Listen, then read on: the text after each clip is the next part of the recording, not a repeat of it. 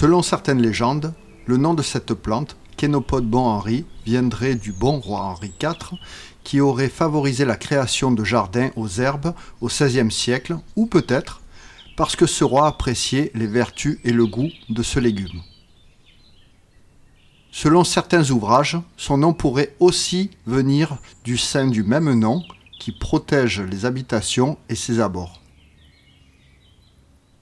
Le chénopode est une plante rudérale, c'est-à-dire qu'elle pousse dans un environnement proche de la présence humaine.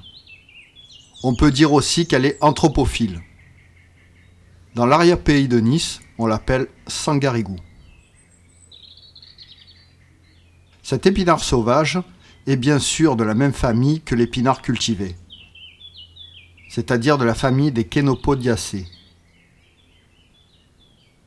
Ce nom vient de la forme de la feuille en patte d'oie, d'où les mots grecs de kéna pour oie et podi pour pied. Les feuilles sont alternes et sagittées, c'est-à-dire qu'elles sont positionnées toutes seules sur la tige et ont une forme triangulaire en fer de lance. La tige est creuse, glabre, c'est-à-dire sans poils. On le trouve en milieu montagneux jusqu'à 2500 mètres d'altitude. Les hampes florales sont spiciformes, c'est-à-dire organisées en épis. Elles sont à fil, c'est-à-dire qu'elles sont quasiment dépourvues de feuilles en remontant vers la partie sommitale. Cette plante peut être confondue avec d'autres plantes.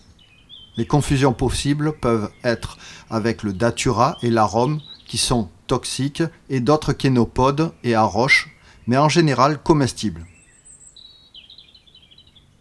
Les chénopodes toxiques se reconnaissent par une odeur désagréable de saumure de hareng au froissement de leurs feuilles. Malgré tout, c'est une plante très facile à reconnaître. Ce végétal a aussi une autre clé de détermination qui est la présence de microbilles sous les feuilles. Cela fait penser à du sable au toucher. On dit alors que la surface est pulvérulente. Il s'agit de cristaux de silicium donnant une rigidité à la surface, ce qui va permettre à la plante de se protéger contre des possibles organismes qui veulent y rentrer. Ces cristaux renforcent la paroi de la plante. On trouve souvent le chénopode aux abords des chalets d'alpage et fermes ayant des matières azotées importantes dans le sol. Ces nitrates proviennent des déjections des bovins et autres animaux d'élevage traînant dans la zone. Les fleurs très petites sont organisées en grappes denses. Cela donne ensuite des chapelets de graines très appréciés par les animaux.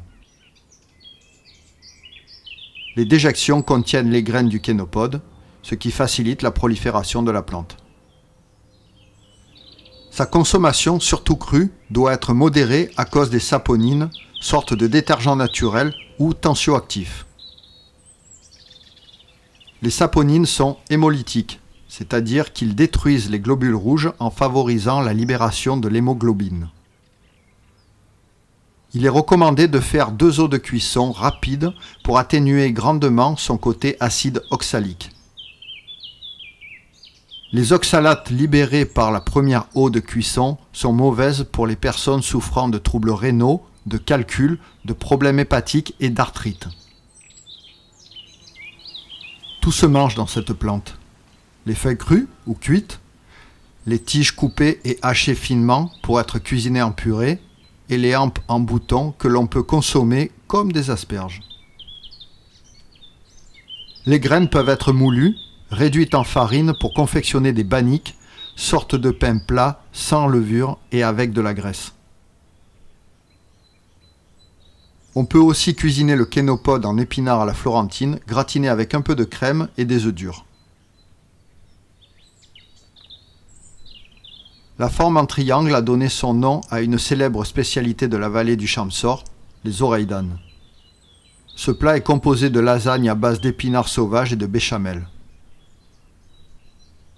Le chénopode contient de la vitamine A et C, mais aussi B1, B2 et PP.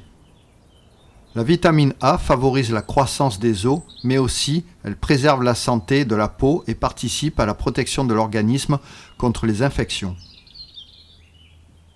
Le manque de vitamine A peut provoquer des cécités nocturnes. La vitamine C est connue pour ses propriétés antioxydantes. Elle contribue aussi à la protection des os, cartilages, dents et gencives. Elle aide l'organisme à assimiler le fer contenu dans les végétaux. Elle lutte contre les infections. Les vitamines B1, B2 et PP servent à la production d'énergie au sein des cellules. Elles travaillent de concert. La vitamine B1 participe à la transmission de l'influx nerveux et à la croissance.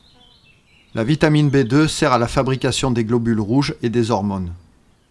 La vitamine PP ou B3 sert à la digestion et l'assimilation des graisses ainsi qu'à la réparation de l'ADN. Le kénopode contient aussi du fer et du potassium. Les feuilles en cataplasme basse température peuvent traiter les abcès. C'est aussi un bon dépuratif, c'est-à-dire qu'il élimine les toxines. Il est aussi un bon digestif et laxatif léger. Par conséquent, le kénopode régule dans une certaine mesure le transit intestinal. La plante est émolliente, c'est-à-dire qu'elle est adoucissante et combat, d'une certaine façon, les inflammations. Elle permet aux tissus et muqueuses externes et internes de se relâcher. En conclusion, le kénopode Bon Henri est une plante potagère très intéressante gustativement, mais aussi bonne pour la santé.